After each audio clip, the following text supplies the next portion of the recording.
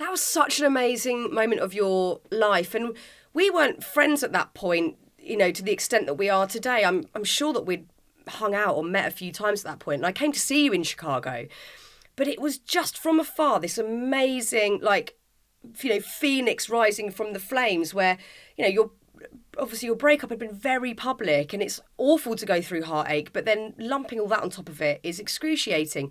But to see, you know, you in New York on billboards on Times Square and being, you know, like a critically acclaimed show, I mean, that's an amazing moment. And I'm wondering, you know, how did you navigate that time? Because you've got everybody saying, this is amazing, this is it, you're smashing it, it's wonderful.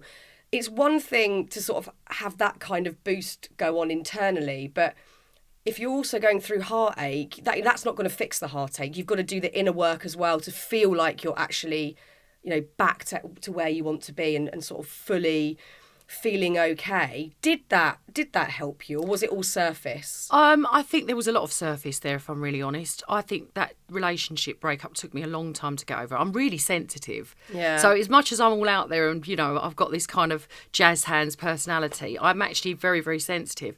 So when I did that, it's only when I look back now that I see it as such an amazing accomplishment that I did that show, because at the time, all I wanted to was just to run back to England. You know, I was in New York on my own doing the show and I just wanted to get back, and I just wanted to see if I could get back with Jay. Do you know what I mean? Because I was just so heartbroken.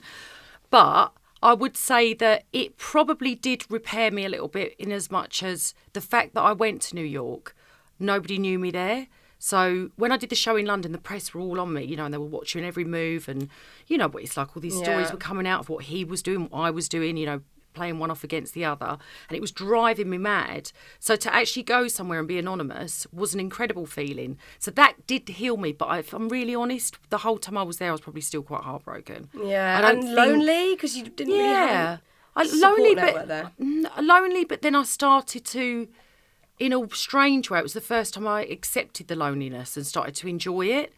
Because I was forced to be lonely. You know, it's very easy when you're at home and you're in your own surroundings and you've got your friends that you'd go out for drinks with your mates and you'd try and fill that void. But I was forced to just sit with myself, and it was good in that respect. But I wouldn't say when I was there I suddenly found happiness. I think that sort of came much later. But it certainly taught me to be on my own and to be a bit still and just to accept how I was feeling, you know, without the glare of the public eye, because I think that's when you're going through something like that and you're, you know, at that particular time it was just in the papers constantly and you couldn't escape it. And I hated it because I didn't want it. I just wanted it to go away. Yeah, I mean, and it was such a sort of strange bubble because, you know, in the 90s there weren't, I mean, who were we talking to the other day about this? Amanda de Cadenet. There weren't tons of famous people back in the day. There were like a lot fewer because there wasn't, you know, the internet. No social media. No social media. There was no sort of influencers or people thriving in that area. So you had all eyes on you. And of course, JK was very famous.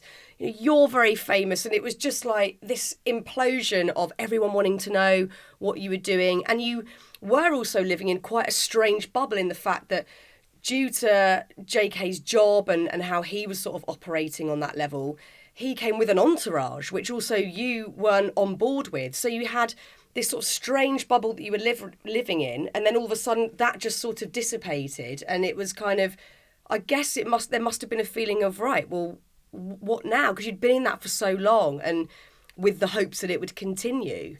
Yeah, and it was, I mean, that whole world, because he's from the music world, you know, and it does come with, like you said, an entourage. Yeah. And, you know, it was really, really fun for a period of time. But the heart of me is not that person. Do you know what I mean? I'm not bothered about flash cars and mansions and entourages and live-in chefs, and I'm just very basic, really. Yeah. Do you know what I mean? So actually, we're the same. We just want a normal life. Really normal. You know, Normal. I just like to be at home. I like Same. to cook. I mean, I do like nice things. Don't get me wrong. I mean, I'm from Essex, so you know, I love a little bit of a dress up.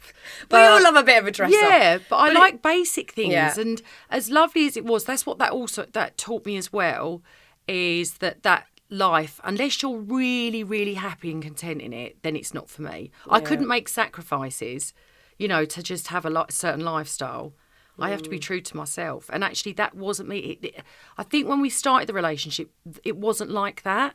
It's just, and it wasn't Jay's fault at all. His career was growing as well. And, you know, and in music, it's very different to what I do. I mean, I've grown up where sometimes I have to get changed in a toilet and do my own makeup, you know, at a service station, whereas his was all very like, it was the Grammys and it was all, you know, if he was going to go somewhere, it was private jets and supercars. But actually, really, that's just not me. And I think I kind of, perhaps in a weird way, if I look back at that relationship, I sort of fought against it a bit, which probably made it a bit difficult for him because I wasn't comfortable with it.